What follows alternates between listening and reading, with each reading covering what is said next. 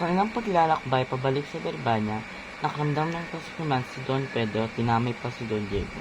Binugbog at iniwan nila sa gugupatan si Don Diego, si Don Juan.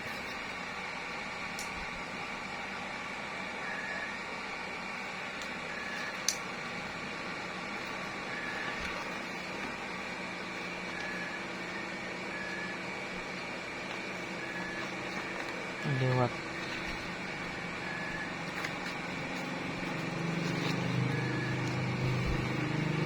Naiuwi na ng dalawa ang ibon sa Berbanya.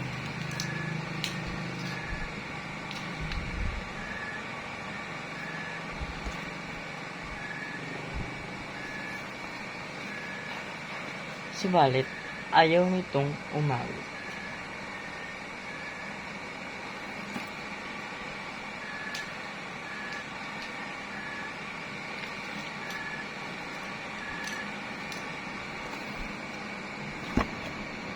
Si Don Juan naman ay muling tinulungan ng Berbanya ng ermitanyo, kaya nang balik ang kanyang lakas at nakauwi sa Berbanya.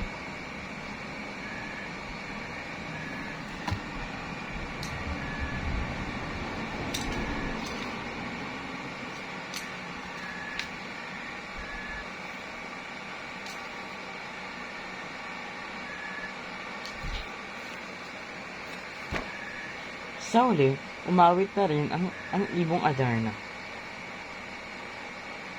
Umawit na rin ang tatadyang ibon at gumaling si Haring Fernando. Isinumalat ng ibong Adarna ang ginawang pagtataksil ng dalawang magkapatid kay Don Juan at nagalit si Haring Fernando at tinanggalan sila ng karapatan